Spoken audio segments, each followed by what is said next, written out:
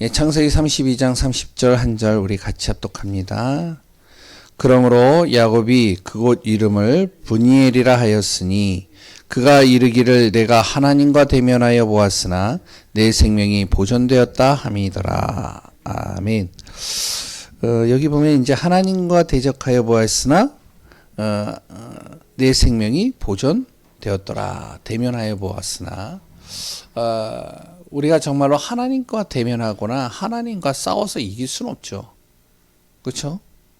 근데 대체적으로 싸워서 이기려고 하는 분들도 많아요. 하나님 이거 안 이루어지면은 절대 안 됩니다. 그러면서 하나님을 협박하기도 하고요. 그래 또한 하나님 앞에 딜을 걸어요. 이게 뭐냐면은 하나님과 나와 거래를 해요. 하나님 이거 해주시면 내가 이거 할게요. 이런 식으로요. 절대 하나님을 이길 수 없습니다. 근데 이제 많은 분들이 그렇게 한단 말이에요. 야곱도 그랬어요. 그런데 하나님이 그 생명을 보존하였더라. 오늘 이 말씀을 통해서 또 우리가 참된 복음의 언약 속에서 참된 치유의 은혜가 임하는 시간 되시기 바랍니다.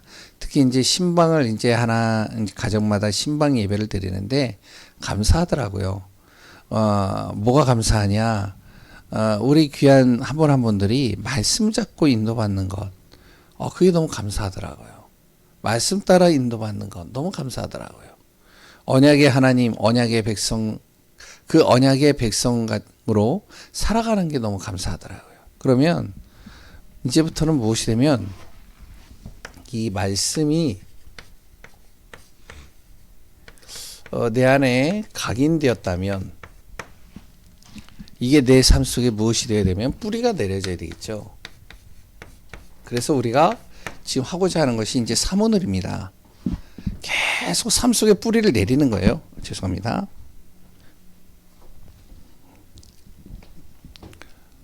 이 뿌리가 내리면 어떻게 되면은 내 삶 속에 체질이 돼버려요.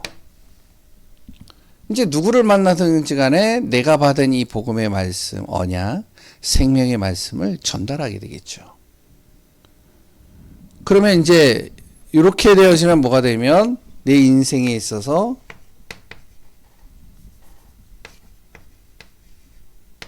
여기 적혀져 있는 대로 최고의 시간이 되는 겁니다.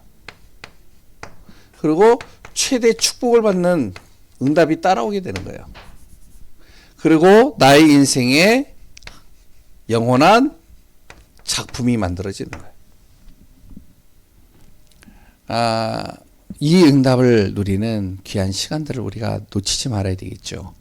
그래서 아침, 낮, 밤마다 우리가 뭐를 하자고요? 이거 하자는 겁니다. 요거 하자는 거예요. 요거. 복음의 말씀을 뿌리 내리도록 하자. 그냥 단순하게 그냥 잠깐 보고 마는 것이 아니라 말씀을 뿌리 내리도록 하자. 그러면 그 말씀이 뿌리 내려지는 만큼 내 안에 체질이 되어져서 인도받게 되겠죠. 안 그러면요, 우리가 기도를 하면 하나님 반드시 응답하시고 기도하는 건 나쁜 것이 아닌데 우리가 기도를 어떻게 하냐면 하나님 중심이 아니라 내 중심으로 하는 거예요. 하나님은 나를 통해서 이렇게 하기를 원하시는데 자꾸 내 색깔대로 하려고 하는 거예요. 그러면 어떻게 하면 힘들어지는 거예요. 어려워지는 거예요. 그게 대표적인 사람이 누구냐면 오늘 나오는 야곱입니다. 그러니까 야곱이요, 자기 힘대로 해보려고 하는데 안 되는 거예요. 그러니까 결국에는 자기 힘으로 안 되는데 죽을 고비들을 굉장히 많이 넘겼어요. 완전히 위기 속에 빠질 때가 한두 번이 아니었어요. 그런데 하나님이 그때마다 무엇을 하셨죠? 그 생명을 보존시켰다. 그래서 우리 성도님들도 그렇고 저도 그렇고 우리가 다른 것 많은 것들 해야 되겠지만 진짜 말씀의 약속을 제대로 붙잡고 인도받는 삶이 되어져야 되겠습니다. 이거 해서 무엇을 해야 되냐면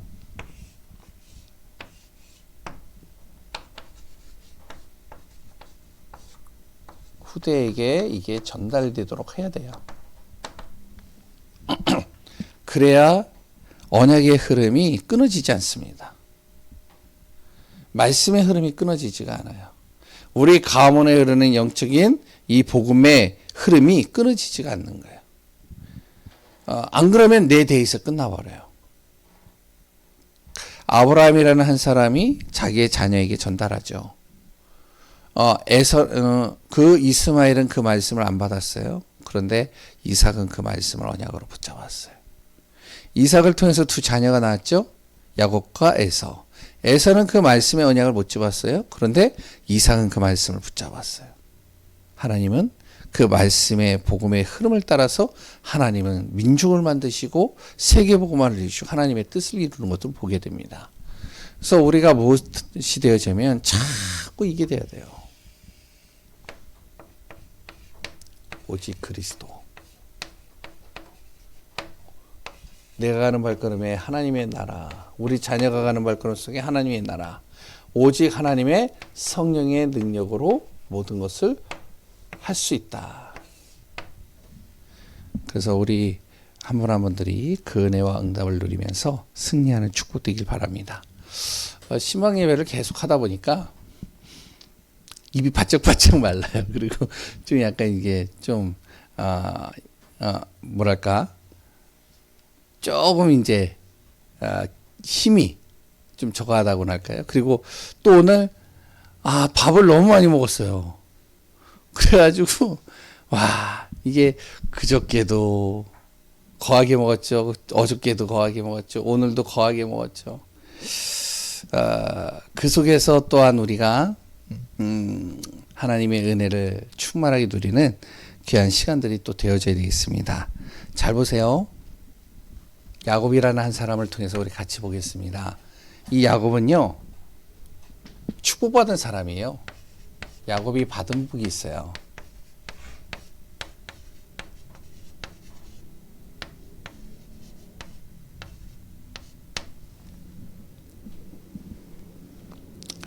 가장 먼저는 무엇이면 아브라함의 가문이라는 거예요.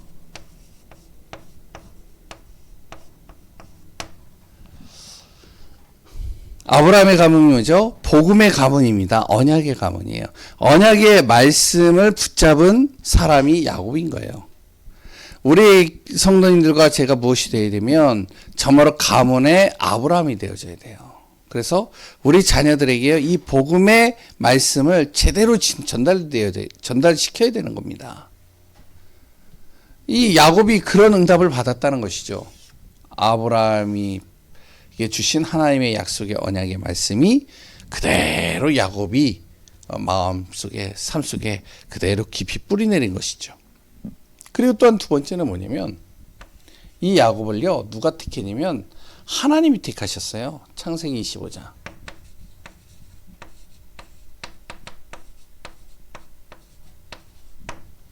그리고 그냥 택한 것이 아니라 무엇을 하냐면 하나님이 큰 민족을 이루겠다라고 계획하시고 약속하신 것이죠.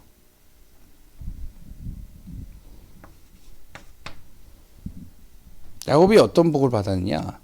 창세기 28장 13절에서 15절입니다.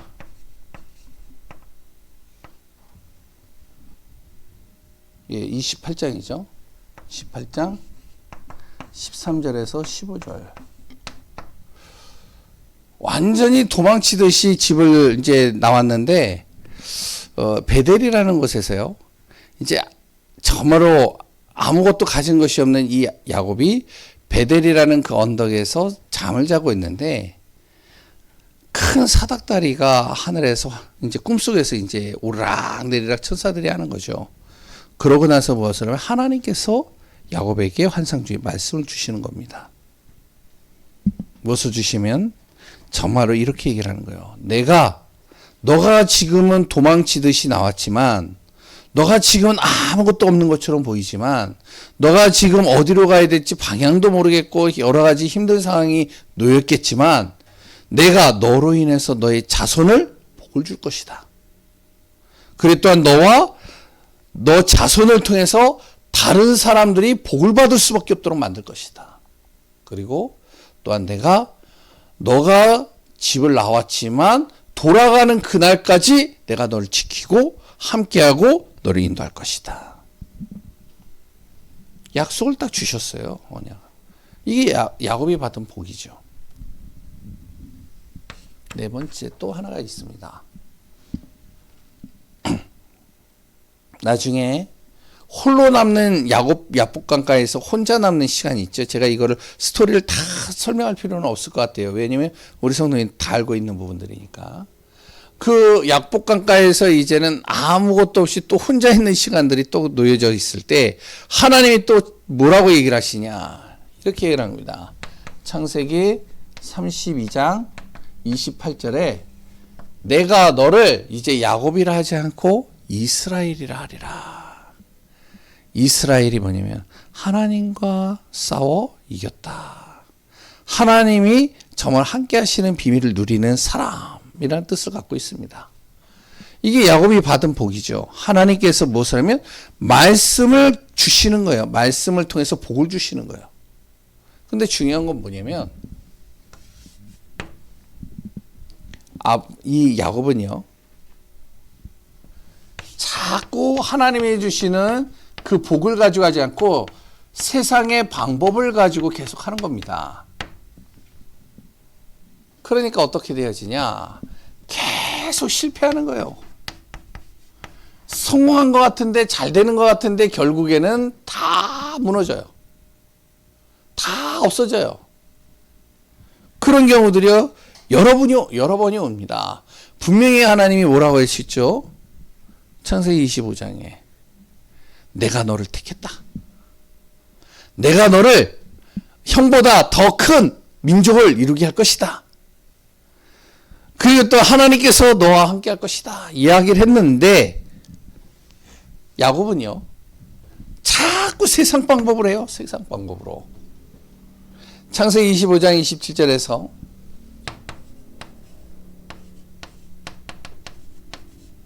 27장 45절까지 쭉 읽어보시면 자기 형이 있고 자기가 둘째 아우이기 때문에 그 당시에는 예전에 지금도 우리나라도 옛날에 그랬었잖아요. 이렇게 부모의 유산을 이제 자녀들이 이렇게 이제 나눠 가질 때 누구를 가장 많이 주죠? 예? 첫째가요. 예전에는 90%를 가져갔어요. 그리고 나머지 10%를 가지고 다른 자녀들이 가져가는 거예요. 왜 그런지 아세요? 예? 예, 제사드리고요. 또 그 첫째가 정말로 부모의 역할을 한다라고 생각을 하기 때문에 첫째에게 90%를 다 주는 거예요. 지금이야 이제 다 1대1로 주는데 이 당시에는요, 어떠냐면 첫째에게 100% 다 주는 겁니다. 그러니까 야곱이요, 이거 큰일 난 거예요. 아버지 나이는 이제 이제 많이 이제 나이가 들었고 언제 돌아가실지 몰라. 걱정이 되는 거예요. 그러니까 어떡하냐. 이제 세상 방법으로 하는 거죠. 장자의 명분을 사는 거예요. 그게 팥죽입니다. 그리고 또 어떡하냐면 그거 가지고는 또 뭔가 불안해. 그래서 어떡하냐면 아버지가 이제 나이가 들어서 눈이 안 보이고 이제 기력이 쇠하고 이제 언제 하나님이 불러가실지 정말로 항상 준비가 되어져 있는 상황이기 때문에 조용히 어머니를 통해서 어떻게 하면은 이제 형 대신에 속여가지고 아버지를 속여서 형의 축복을 자기가 다 가로채버리는 거예요. 근데 어떻게 되어졌죠? 완전히 세상 방법으로 했는데 결국에는요, 이것 때문에 도망쳤어요. 형이요, 이 사실을 알고요, 죽일 듯이 달려들려고 이 에서가요, 이 야곱을 잡으면 가만두지 않겠다. 살기 등등해가지고 찾아 돌아다니려고 하고 있으니까 어떻게 보면 도망치듯이 집을 나온 거예요.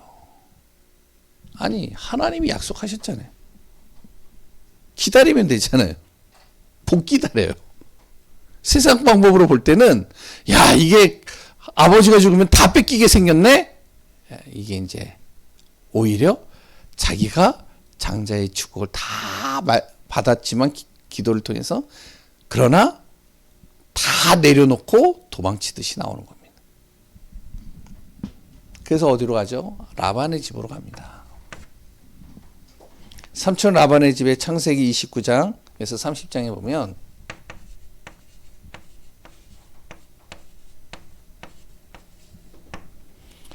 뭐라고 그랬죠? 창세기 28장에 아까 얘기했잖아요.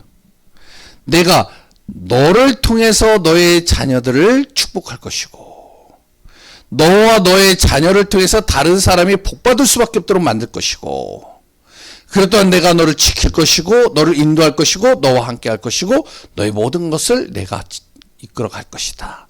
약속하셨거든요. 근데 또 어떡하냐?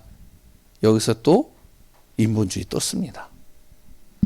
왜냐면은 자기가 볼 때 삼촌 라반 집에 갔는데 두 딸이 있는데 둘째 딸이 너무 예쁜 거예요. 그래가지고 라반하고 이 딸 둘째 딸 라반하고 결혼하려고 완전히 여러 가지 자기 나름대로 이렇게 하면은 삼촌이 마음에 감동을 받아서 그 딸을 나에게 줄 것이다 생각을 했는데 오히려 그거로 인해서 어떻게 되어졌냐? 4명의 아내를 얻게 되어지잖아요.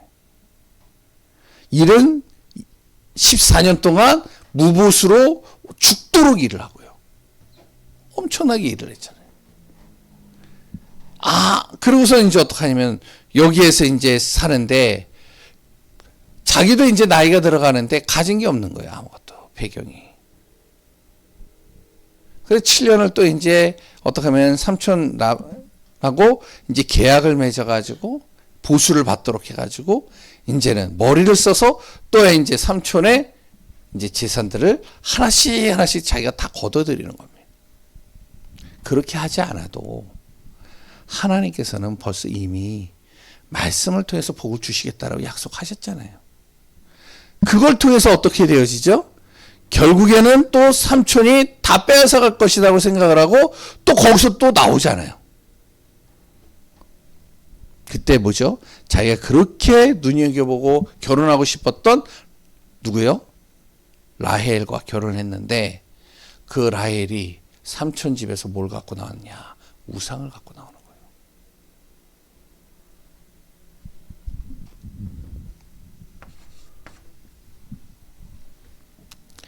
우리가 또 잘 알고 있죠. 창세기 31장.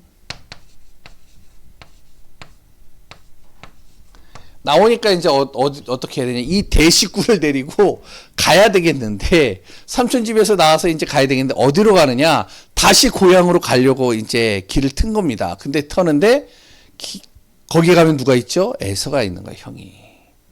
그러니까 또 머리를 씁니다. 어떻게 쓰냐? 자기 형한테 먼저 이제 사람을 보내는 거예요. 자기가 간다고. 그러면 형이 어떻게 반응을 할까? 그걸 보고서는 이제 자기가 판단하려고. 그래서 이제 보냈는데 형이 이제 아우가 돌아온다는 소식을 듣고 나서 400명을 데리고 이제 오는 겁니다. 이게 두려운 거예요, 이제. 형이 왜 400명을 데리고 오지? 날 죽이려고? 그래서 어떡하죠? 재산 보내고 그동안 21년 동안 죽도록 고생해가지고 얻은 그 재산들 어떻게 하면 다 줘버리는 거예요. 누구한테요? 형한테. 그러고선 또 불안해. 자녀들까지 보내는 거예요. 자녀하고 아내. 그러면 자기 이제 조카들을 보면은 마음이 누그러질까봐 보내는 겁니다. 근데도 오는 거예요. 불안한 거. 혼자 남죠. 잘 보세요. 자기의 방법을 가지고 재산을 불리고 다 했는데 결국에는 그거를 다 줘버리는 거예요. 혼자 남은 거예요. 또 야복강가에서. 세상 방법으로 하면요. 어떻게 되어지냐. 결국에는 실패하게 돼 있습니다. 누가요? 하나님의 택한 백성들은. 하나님의 자녀는. 이게요. 저한테는요. 굉장히 이렇게 피부적으로 와닿는 부분들이 상당히 많아요. 다 뺏게 말이죠. 그게 이제 32장의 내용입니다.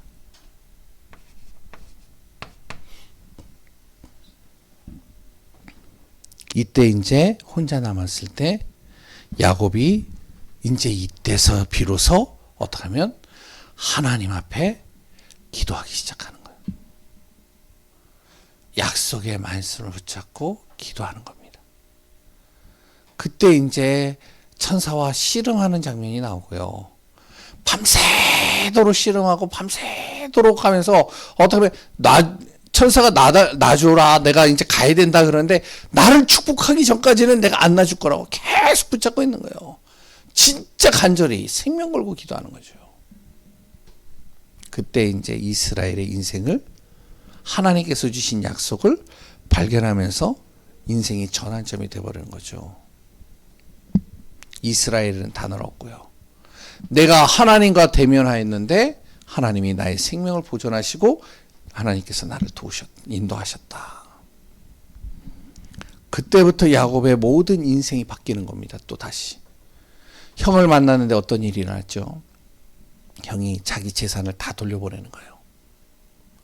그리고 또한 자기 동생을 끼어안고 눈물을 흘리는 거예요.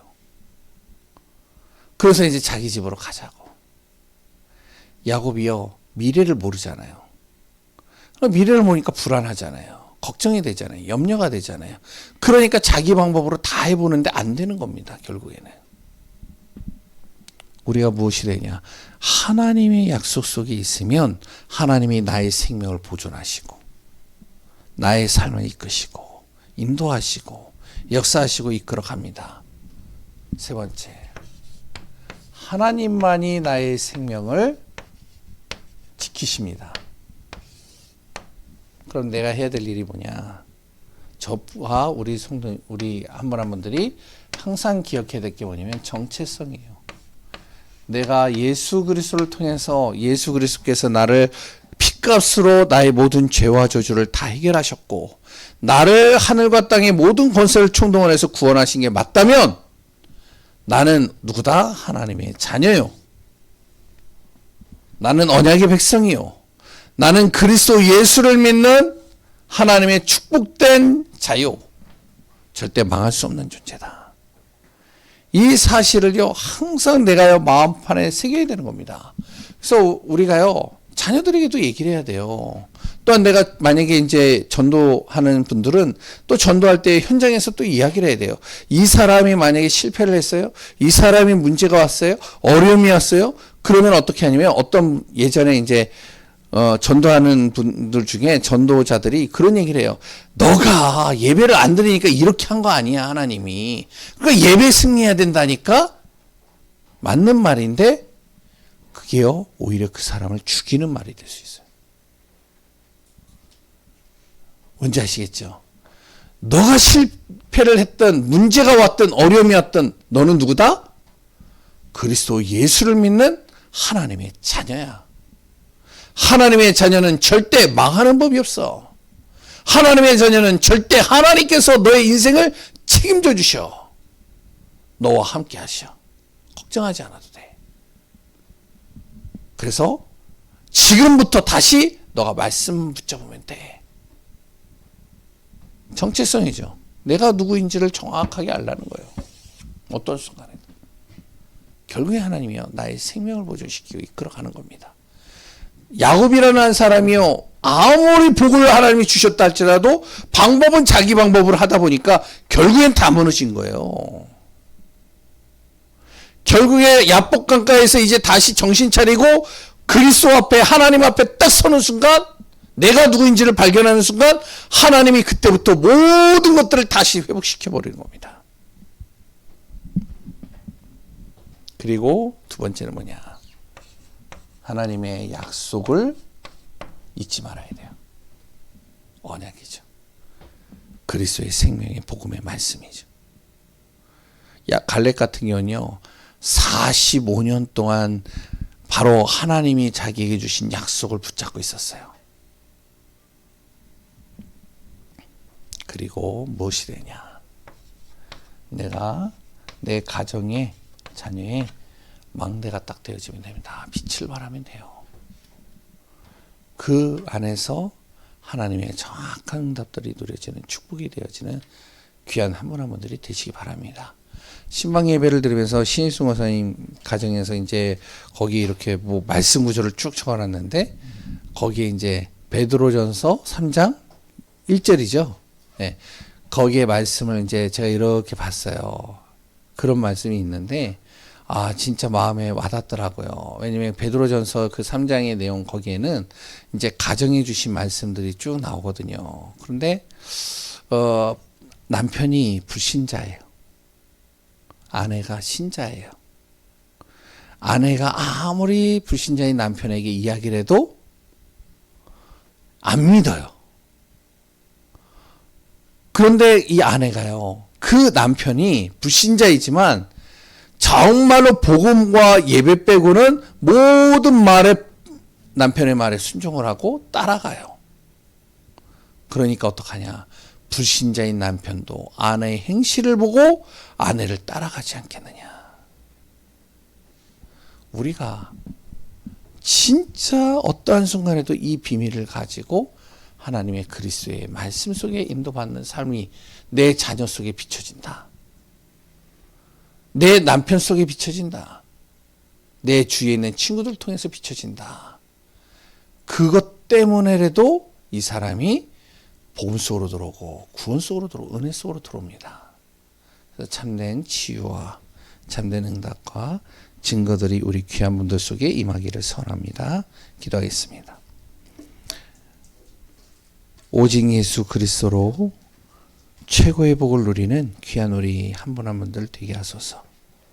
하나님의 뜻과 계획을 이루는 축복의 대열 속에 머물게 하소서. 오늘도 주신 말씀, 그리고 또한 우리가 기도하는 모든 내용들 하나님이 하시고 하나님의 완벽한 계획 속에서 모든 것을 이루시고 인도하여 주옵소서. 살아계시는 예수 그리스도의 이름으로 기도합니다.